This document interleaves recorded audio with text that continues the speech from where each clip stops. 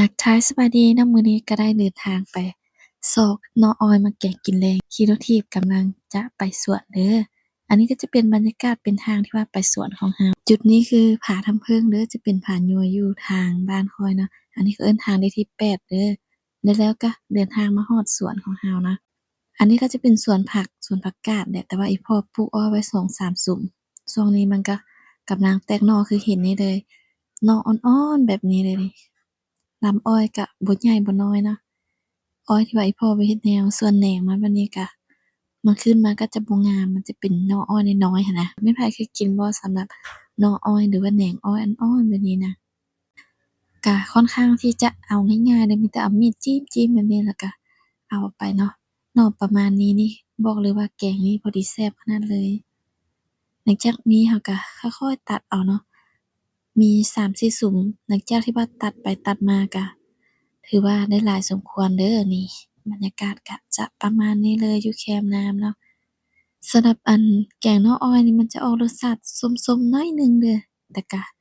แซ่บอยู่แซ่บไปอีกแบบเนาะสำหรับยามนี้ก็เป็นอิหยังที่ว่าหากินยากประเภทหน่อธรรมชาตินะก็หากินหน่ออ้อยหน่อแคมหน่อลาวไปหลังจากนี้ก็มาเริ่มปอกนำกันเลยเนาะ ปอกแบบนี้เลยแล้วก็จะเอาไปทุบๆหรือว่าเอาไปจักไปซอยเนาะหลังจากนี้เราก็ปอกแล้วก็ได้ประมาณนี้เลยเด้อเอาน้ำแช่ปะไว้ก่อนเพื่อให้มันแดกเนาะหลังจากนี้เราก็จะเดินทางไปอีกสวนหนึ่งไปสวนที่ว่าเราจะไปเอาอีกหน่อยหนึ่งเนาะตื่มหลังจากนี้เราก็กลับมาแต่สวนแล้วก็หลายๆสมควรเนาะเพราะว่าเอาอยู่2สวนเด้อหลังจากที่ว่าจักแล้วก็ตามด้วยการต้มลงหม้อแบบนี้เลยเนาะ สลัดหม้อนี่เราจะใส่กระดูกหมูเด้อกระดูกหมูก็คือใส่3-4ตอนนี่แหละใส่แบบให้มันแซ่บๆนัวๆเลยหั้นนะก็มีแต่ต้มไปจนกระทั่งมันสุกดีเนาะแล้วก็ตามด้วยการเราจะมาใส่หัวหอมกระเทียมจี้แบบนี้นำเด้อสำหรับแกงหน่อลาวนี่เป็นอิหยังที่ว่ามักหรือว่าความมักส่วนตัวเด้ออันนี้เด้อหลังจากที่ว่าตำบักพริกเกลือแล้วเราก็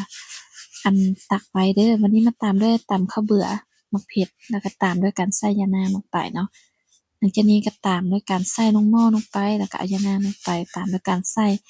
อันนี้เป็นเห็ดเข็มเด้อสำหรับอันที่เหมือนเราก็มีแต่ผักขาแก่ๆแล้วก็มัดใส่ตอกแบบนี้ก่อนแล้วจะเอาลงหม้อเนาะและแล้วเมนูของเราก็ถือว่าแล้วเด้อสำหรับเมนูแกงหน่อลาวเนาะแกงหน่อลาวกับอันเห็ดเข็มนี่เข้ากันปำล้ำเลย หลังจากนี้ก็มาตามด้วยการใส่อันมะเผ็ดกับกระเทียมที่ว่าเราจี้หั้นลงไปเนาะรสชาติมันจะหอมมันเข้ากันขนาดเลยเดะอันนี้มาเด้อมากินข้าวแลงนำกัน